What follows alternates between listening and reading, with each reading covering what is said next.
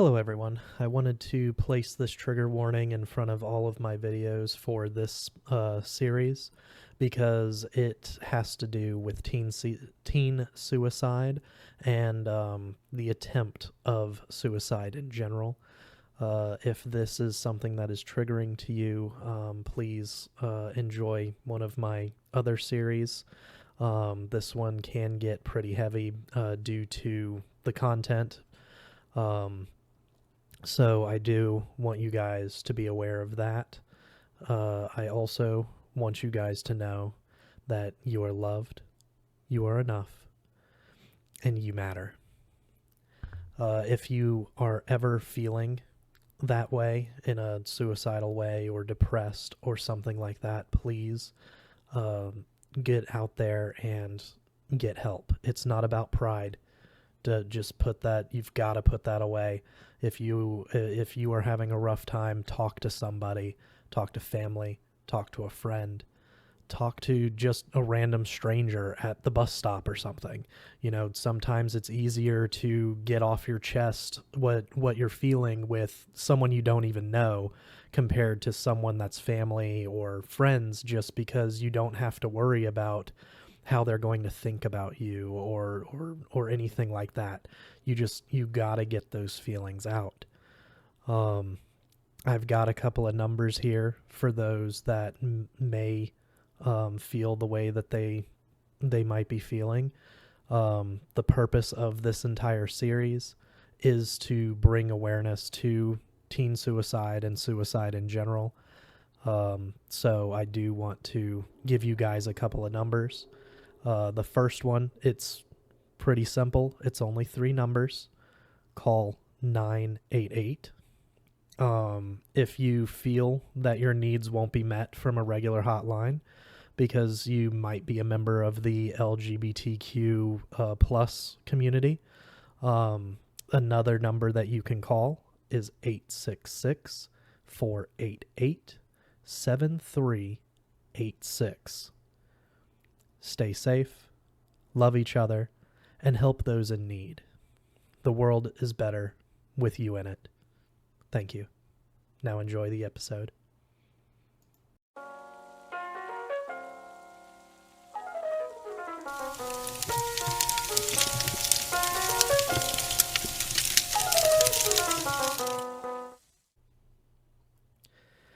Welcome back, everyone. Today we will be reading Chapter 8. So let's get into it. 3 o'clock, and all's well. I've always wanted to yell something weird like that, but I knew I shouldn't yell. Yelling would be bad. I'd probably get thrown out or something. Besides, I was sitting with Mama Rush on the patio at the palace, and if I yelled, Mama Rush would probably bop me with an ashtray. Don't yell. Only, she had mended one of my presents. The ashtray, of course. So she didn't need the stand-up ashtrays anymore, unless she wanted to bop me if I yelled. She had plopped the mended clay ashtray on the table between us, and started using it as she read over my notes on the list. She flicked ashes into the ashtray every few seconds. But afternoon sunlight still brightened the web of clear glue holding everything together. Don't yell about glue. I liked seeing her use the ashtray. I had shaped that clay and put prints of my fingers into the sides and bottom, in the bottom and top. I had even painted the brown clay green so it would be more colorful. That was probably a mistake. The ashes were burning little black spots into the green. It didn't smell very good, and the black spots made the green bowl look like some kind of weird upside-down turtle shell. Don't yell about turtles. It definitely looked like an ashtray made by a brain-damaged guy. A brain-damaged ashtray. Don't yell, don't yell, don't yell. Your handwriting's pretty bad now, Mama Rush grumbled as she shoved up the sleeve of her oversized purple shirt. It was the same shade as her scooter. Next time you write, slow down a little bit. Brain-damaged ashtrays, I yelled. Then I covered my mouth, took a breath, and said, lots quieter, a turtle, but it's upside down. She groaned without taking her eyes off the notebook. Loosen up a little, at least with me. Quit trying to be perfect when you don't have to be. If you need to talk nonsense, then do it, or try. Try counting to 10 over and over again, or saying the alphabet. I counted to 10 while she read. When I'd done that 3 times, I said the alphabet. The urge to yell it kept popping up my throat, but I wouldn't let it past my lips. Meanwhile, the automatic porch door swung open, and out came a great big guy riding a silver scooter with orange racing flames. His legs covered the small part of the flames, so it looked like the fire was flaring out of his calves. Gas gone bad. Oh, God, don't yell about gas. Harder to think in the real world. 1, 2, 3, 4, 5. Anything but gas. 6, 7, 8, 9, 10. A, B, C, D, E. Brain-damaged turtles were better than gas. I fidgeted with the pen on the string tied to my memory book, which Mama Rush was still reading. She smacked my arm with her cigarette hand until I let the pen go, but she didn't drop the cigarette. Be still. Just give me one more minute. X, Y, Z. 1, 2, 3. Don't yell about gas. 4, 5, 6. No gas. No brain-damaged turtles. No yelling. 7, 8, 9, 10. The guy on the silver scooter with the gas flames zoomed around the tables. And around again. He didn't seem to go anywhere. No pack of cigarettes poking out of his shirt pocket either. No smoking, just looping around. Each loop got faster, and he came a little closer to the tables. I squinted at him. The silver was bright in the sun. My headache was gone, but my scars felt sore. The bright silver made them hurt. My bad hand clenched. That's Big Larry, Mama Rush said absently, turning a page in my book. Flick, flick, flick went her cigarette into the brain-damaged turtle ashtray with the glue lines. Don't mind him. He had a stroke and lost his words. Big Larry. Huge Larry. Linebacker Larry. Don't yell about Larry. Larry looked like Frankenstein with a blank stare and his mouth hanging open. His right arm flung in a sling, pulled tight against his chest. I could see his swollen, curled Frankenstein fingers poking over the sling's white edge. The right side of his lips drooped, just like his right eye. Big Larry, the Frankenstein linebacker on his silver flame scooter, couldn't talk. He lost his words. He lost the strength on his right side, just like I'd lost the strength on my left side. But Big Larry could drive, at least on his scooter. He whizzed past us again, every time he got closer. Can't talk. I watched him wind up for another loop. 1, 2, 3, 4. Larry the Frankenstein linebacker. Can't talk. 5, 6, 7. He's not doing so good. 8, 9, 10. Frankenstein nutcase. Don't yell about nutcases. Mama Rush glanced up from the book. He can't talk, but he can hear. Quit pissing him off or he'll run over your toes. She went back to reading. I shut my mouth, tried to wiggle my toes down into my tennis shoes and scoot my feet all the way under the table. When would I remember that stupid sock? It was a good idea even if Lisa thought it would taste fuzzy. Big Larry motored by, no sign of brakes. Did that scooter have brakes? I mean, it had to have brakes, or people would snap their legs and arms and heads when they slammed into stuff to stop. They'd all be brain-damaged turtles, and Mama Rush would have used a few people as slamming targets on purpose by now and been arrested. So Big Larry, the linebacker's brakes, had to be broken. A, B, C, D, E, F, G. Just another minute. Mama Rush tapped her fingers on my memory book. The pen on the string kept rhythm. I'm trying to think. Be quiet, be quiet, be quiet, be quiet. Don't yell. I had to be quiet. A, B, C, 1, 2, 3. Be quiet. Why wasn't Mama Rush worried about Big Larry and the silver scooter? Could she see him? Big Larry had lost his words. Maybe Mama Rush had lost her eyesight. Be quiet. Did you have a stroke? I blurted. She didn't even look at me. Lost words, lost eyesight, lost pragmatics. I had stupid marks on my head. I was scarred. I was scared Big Larry would find a way to get my toes and leave a few stupid marks on my feet, too. What if he hit Mama Rush on her scooter and hurt her? My stomach twisted.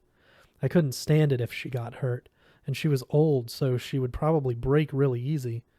Ashtray glue wouldn't fix her. Brain-damaged turtles. If Big Larry hit Mama Rush, I might have to punch him. At least he only had one good side like me. I might have a chance. You ruled out drugs, Mama Rush finally announced. Trying to stop the turtle, Big Larry chatter in my head. I met her gaze. In the background, Big Larry clipped a wire mesh chair with his scooter. The chair fell over. He was only a few tables away. Then, next time he looped, he'd probably hit us. Bad Frankenstein driving, I muttered. Turtles. Then, we ruled out drugs. We, Lisa and me. Lisa helped. The notes. She had a point about testing, and another point about rumors she didn't hear. Mama Rush nodded. I read her notes on the list a few times, and I agree. I'm glad too, even if it's a shame. Drugs would have been an easy answer to the why you're looking to find. But I got a feeling nothing about this is easy. This whole list thing might be too simple, but at least it's a starting point. She pushed the memory book back to me. You hearing voices and all that silly stuff about your parents? Those were useless from the get-go. Big Larry get-goed around the far side of the patio. The click of a lighter told me Mama Rush still wasn't concerned. 236, I said, calling out the numbers on the list. As I looked down at the book. BCF. 2. Did something awful. I felt guilty. 3. My life sucked. 6. Alana Arroyo. Asked Todd. BCF. Mama Rush tapped the ashtray 3 times with her cigarette. 236. Did you work that out before you said it? I shrugged and closed the book. I still have some smarts. That got me a laugh. She took a deep drag off her cigarette as Big Larry rumbled by, inches from her scooter. His face was all red now, and he looked like he was crying. I squirmed in my chair, my brain filled up with things I could yell at him. My head was starting to hurt now, maybe because I was clenching my fist and my teeth so tight. Frankenstein, go home, you're bothering me. Don't you hit Mama Rush. The voice inside my brain sounded like JB, and me, too. Whether or not you were happy, that might be the next thing we want to consider. Mama Rush seemed far away, and a little quiet against the sudden thunder of blood in my ears. Any thoughts on what might have made your life suck? Get away from us, Frankenstein idiot. Who let you drive anyway? Brain-damaged turtles aren't allowed to drive. Go inside. My eyes wouldn't leave Big Larry and his silver scooter and his shaking shoulders. I could only see his face from the side. Boy, you're supposed to be considering what made your life suck. I jumped. Oh yeah, it was my turn to talk. What sucked my consider? Mama Rush tapped her cigarette in the brain-damaged turtle. Number 3, isn't it? Or C? Whatever you want to call it. My life sucked. The roar in my ears cut down a little. I managed to drag my eyes back to Mama Rush. She was sitting in a thin veil of smoke, sunlight reflecting off her glasses and her purple shirt. My life sucked, I echoed, wishing Big Larry would stop. Just shut it all down right now. He barreled straight at Mama Rush. She didn't look at him.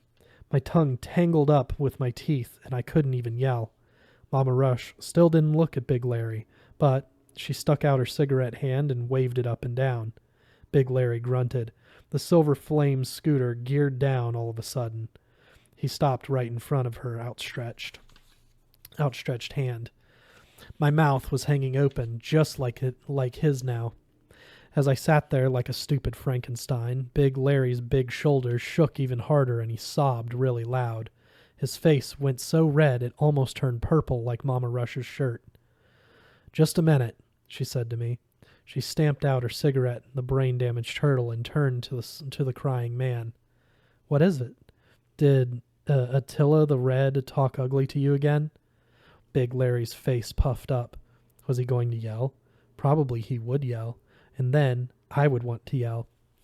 He opened his mouth wider and squeaked a word, more like half a word, half of a very bad word. Mama Rush eased off her scooter, took a stiff step, then wrapped her purple shirt arms around his purple head and hugged him. Big Larry reached up and touched one of her elbows. His sobs got loud, then quiet. After a while, he just shook without making any sound at all. Watching him cry made me feel like I had a hot clamp around my throat. How long would this last?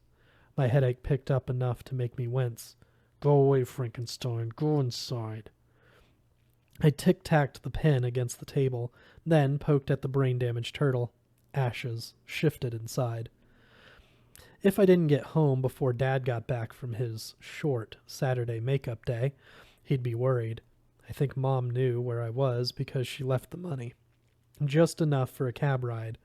It was on my dresser when I got back inside from talking to Lisa.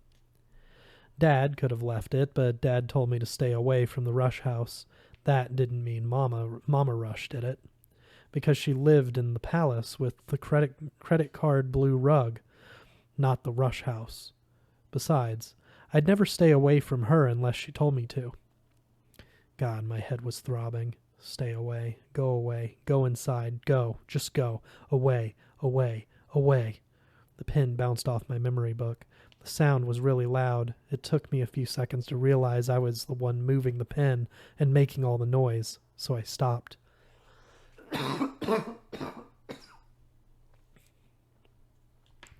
Were they ever going to quit hugging? Boyfriends and girlfriends hug all the time, and, oh geez, was Big Larry the boyfriend Mama Rush had been talking about?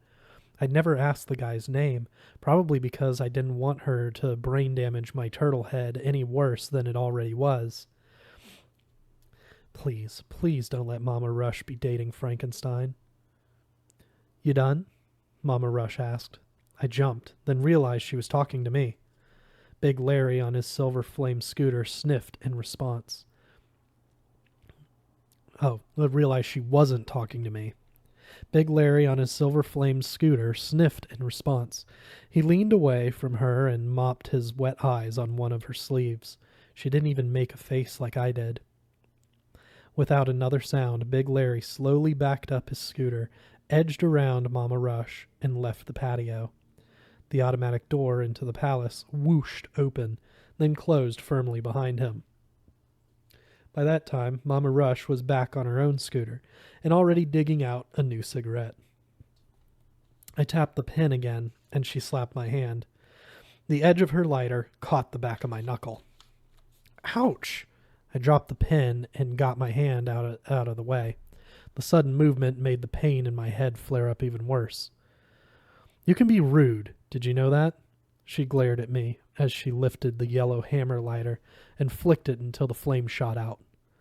Was she going to throw it at me when she was done? I tried to stay alert just in case. "Don't throw it. I'm sorry." "No, you're not."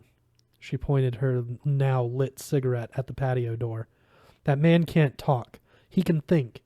He has all his smarts. He knows what he wants to say, but he can't force out a single thing except words his mama would smack him for saying. Do you have any idea how that rips at the man's insides?" Like an idiot, I started to open my mouth, then pressed my lips closed when she continued. "Of course you don't. Well, you didn't until you did all that to yourself." She gestured to my scars. "Spoiled and selfish. You, Todd, Lisa, none of you faced much real hardship in life until you went and pulled that trigger." My scars tightened as I ground my teeth. The throb in my head felt like knives jabbing, jabbing, jabbing. I wanted to grab for the pen so much that my good hand, the one with the tiny lighter mark on one knuckle, actually shook. Selfish. Did she think I shot myself in the head because I was selfish? Mama Rush leaned toward me, bringing her cloud of smoke with her. She still looked like a genie, but a really mad genie in a purple shirt, about to turn me into a brain-damaged turtle and send me off to the Sahara with no water. Your life didn't suck, but you found reasons to think it did. She was snarling more than talking, and looking at the patio door like Big Larry might pop back out again. Stacked up things to make yourself nervous, then blamed everybody but yourself for making the stack. I counted to 10 and said the alphabet and closed my eyes so I couldn't see the stupid pen I wanted to grab. When I got enough courage up to open them again, Mama Rush's fire had turned into little sparks. No thrown lighters, no ashtrays bashing my head. She was calming down. I watched as she settled back on her purple scooter. Her lips were moving. I got a weird feeling she was counting to 10 and saying the alphabet. Wondered if she wanted to yell it. Sorry, I whispered through my still crammed together teeth. I didn't really know what I was sorry for, except I didn't want her to be mad. And I didn't want her to think I was selfish. I wasn't selfish, was I? Selfish people were mean. Selfish people never thought about how other people might feel. You're so self-centered. I bet you think I'm mad at you. My pounding head shook. No. But that voice I just heard shouting.